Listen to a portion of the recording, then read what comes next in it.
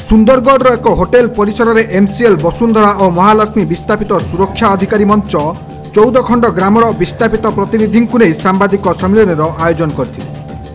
उक्त सम्मेलन से कहते एमसीएल कर्तृपक्ष कि जिला प्रशासन केही हेले मध्य गत 35 वर्ष धरी सेमानंकर समस्यार समाधान करना।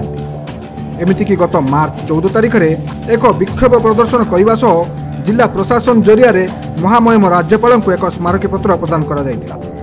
हेले एपर्यंत ता उपरे कौनसी पदक्षेप निया जायनि। तेबे आगो साधारण निर्वाचन थिबारु एही समय मध्य जदि विस्थापित समस्यार समाधान तुरंत न करागला तेबे 14 खंड ग्रामर भोटर साधारण निर्वाचन वर्जन करिवे। मो ना राजेंद्र कुमार नायक आउ आमर जो एमसीएल वसुंधरा महालक्ष्मी विस्थापित सुरक्षा मंच रो सभापति।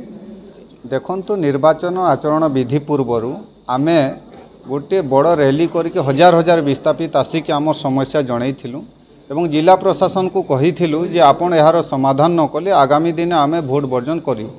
किंतु जिला प्रशासन अद्यावधि कौन सी प्रकार आलोचना करना कि समस्या समाधान करने संवेदनशील नुहंती। तेणुक बाध्य होई आमे पुणी सांबादिक सम्मिलन करिक आमे ए करूछु जे आगामी दिन आमे भोट वर्जन करूछु। जेहेतु मु गोटे प्रार्थी रही तेणु गोटे आपण मानकर भी गोटे प्रश्नवाची रहिबा स्वाभाविक जे जदि आपण प्रार्थी रही भोट वर्जन केमिति करिवे। मोर कहवा कथा आमर विस्थापित इश्यू सहित कौन सी कंप्रोमाइज करा जीव नहीं।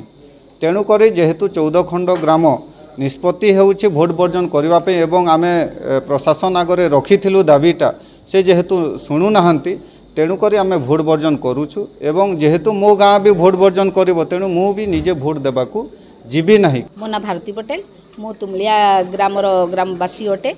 मु सेठी कार बासिंदा मु एठी को आइछि ए सम्मेलन को भोट वर्जन करबा पई जणै देबा पई आमे दीर्घ 35 वर्ष हैला आमे से एमसीएल पई बहुत असुविधार सम्मुखीन होइछु।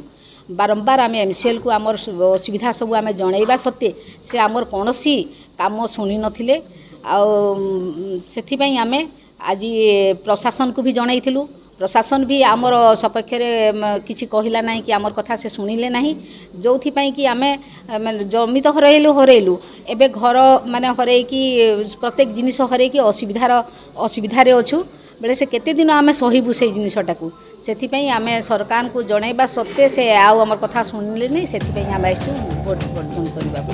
ब्यूरो रिपोर्ट खबर ओडिशा।